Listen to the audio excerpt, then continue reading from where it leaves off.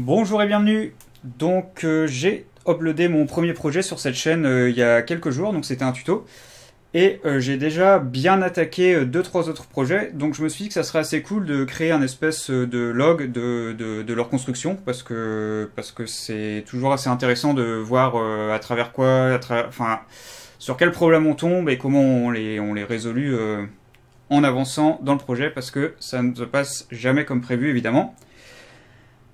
Donc ce projet-là, vous voyez qu'il est déjà quand même presque fini au niveau de la conception. J'ai déjà imprimé un prototype, j'ai eu quelques problèmes, et donc là, normalement, c'est la version finale.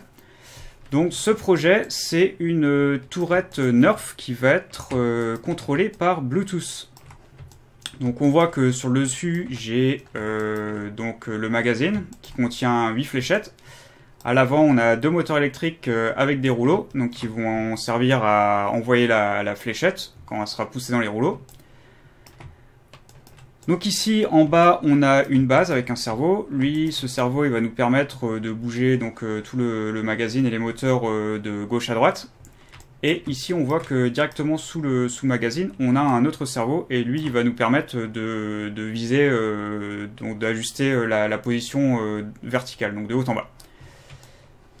Voilà, donc si on voit de l'autre côté, ici on voit qu'on a nos composants électroniques. Donc ici on a un Arduino Nano. Au-dessus on va avoir un régulateur de tension. Et ici le module Bluetooth. Et tout à l'arrière, on a un cerveau. Donc celui-là, il va servir à envoyer les fléchettes en avant.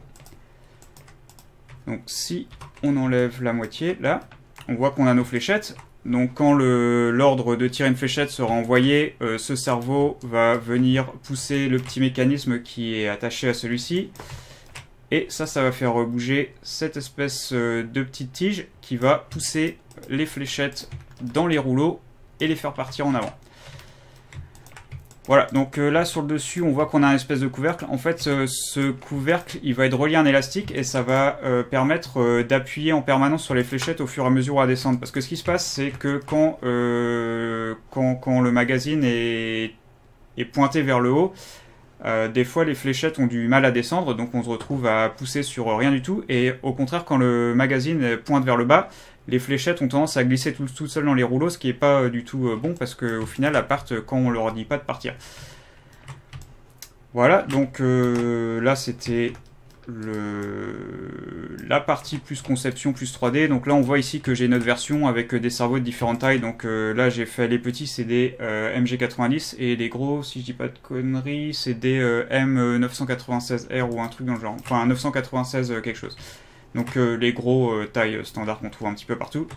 Et aussi j'ai deux jambes arrière, donc deux pieds avec différents embouts. Ça va être pour les prises jack pour l'alimentation. Donc j'en ai plusieurs sortes qui traînent chez moi, et j'ai fait en fonction des deux.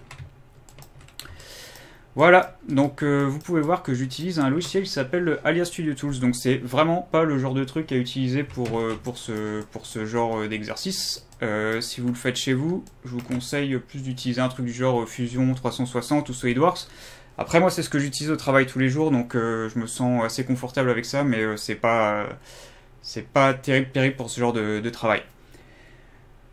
Voilà. Alors dans la prochaine vidéo, je pense que je vais montrer un petit peu comment les applications pour le contrôle fonctionnent. Donc l'application pour le téléphone, donc ça va être pour du Android, va être fait, donc a déjà été fait malheureusement, donc je vais pas pouvoir montrer tout le développement, mais elle a été faite sur le MIT App Inventor. Donc c'est une plateforme internet qui permet de générer du code à partir de blocs. Et c'est vraiment bien foutu. Et ça demande pas de savoir programmer en plus, donc c'est vraiment génial. Et j'ai fait une application qui fonctionne sous Windows, donc là celle-là a été écrite en Python, et donc on verra comment ça fonctionne.